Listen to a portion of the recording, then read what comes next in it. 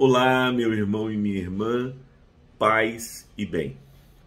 Meu nome é Martorelli Dantas, eu sou pastor anglicano, eu sou advogado criminalista, professor universitário, doutor em Direito pela Universidade Federal de Pernambuco. O ministro da comunicação de Adolf Hitler era Joseph Goebbels.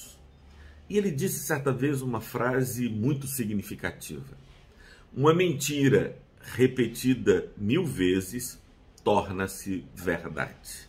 Nesta frase há uma síntese da estratégia de comunicação nazista. Em primeiro lugar, saber que é possível usar a mentira como instrumento de comunicação. Você pode falsear, distorcer, criar, inventar realidades paralelas e comunicá-las. Isso é possível porque a população desavisada, desinformada, vai assimilar aquilo como verdade. Em segundo lugar, não basta inventar, criar, é preciso comunicar massivamente esta informação para que ela possa ser assimilada como verdadeira pela população. Esta é a estratégia de comunicação da extrema-direita. Foi assim durante as décadas de 30 e 40 na Alemanha, foi assim desde a década de 20 na Itália de Benedito Mussolini e é assim no Brasil. A extrema-direita bolsonarista não tem o menor pudor em inventar as mais escabrosas histórias e comunicá-las com uma intensidade absolutamente impressionante. É verdade que aqui e ali eles têm que fazer um desmentido, mas o fato é que o desmentido alcança menos pessoas do que a mentira que foi comunicada de modo estratégico, sistemático. Então, eu gostaria de, neste vídeo, desfazer 3 mentiras que têm sido ditas e reafirmadas. A eleição é amanhã, mas talvez esse vídeo ainda chegue a algumas pessoas que estão tocadas pelo pânico moral criado pela propaganda que a extrema-direita brasileira tem feito. Em primeiro lugar, eu queria falar sobre a descriminalização do aborto. Ora, o presidente Lula em nenhum momento levantou a tese de que seria conveniente que descriminalizássemos o aborto. Você não vai encontrar nenhum pronunciamento, entrevista, documento vindo da parte dele que tem essa sugestão. Mas ainda que ele quisesse fazê-lo, isto não pode ser feito por meio de medida provisória. A medida provisória é um instrumento legislativo que tem um poder executivo que aborda temas relevantes e urgentes. Mesmo a medida provisória precisa ser submetida à aprovação do Congresso Nacional. Nós elegemos o Congresso Nacional mais conservador da história deste país, somente comparável a um Congresso Nacional eleito sob a égide da ditadura militar, que começou em 1964. Então, não há nenhuma possibilidade, ainda que Lula quisesse e não quer, ele não pode fazer isso, porque haveria a necessidade de alteração do Código Penal brasileiro que criminaliza o aborto.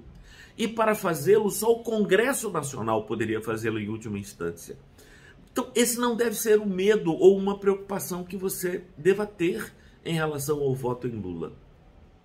O segundo tema, que tem sido repetido tantas vezes, diz respeito à descriminalização do uso e do tráfico de drogas. Outro tema que não compete ao presidente da República.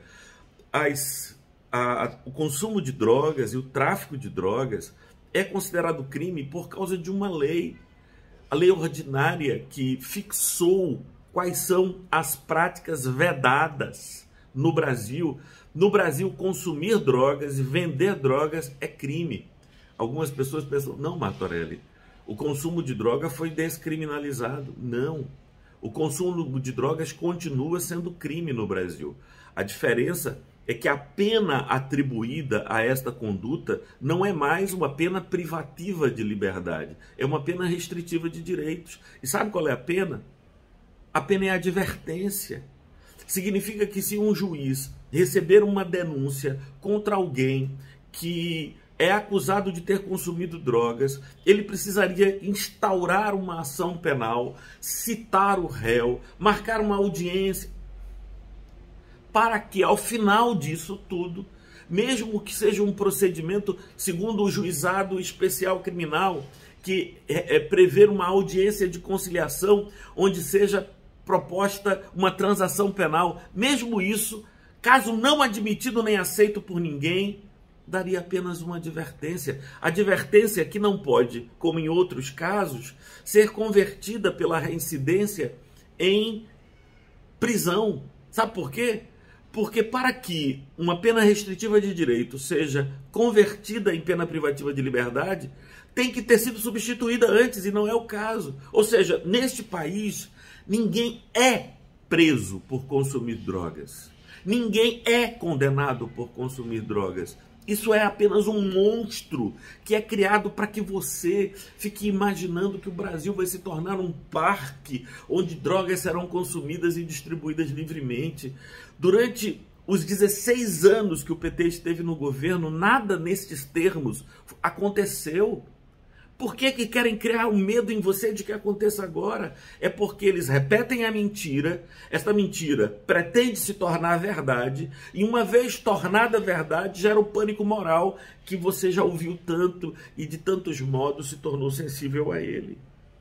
O terceiro tema, para mim, é o mais repugnante. É o tema da ideologia de gênero. O que seria a ideologia de gênero? Seria uma lógica estrutural que pretende fazer com que pessoas que são heterossexuais ou que pessoas que estão na sua infância se tornem homossexuais.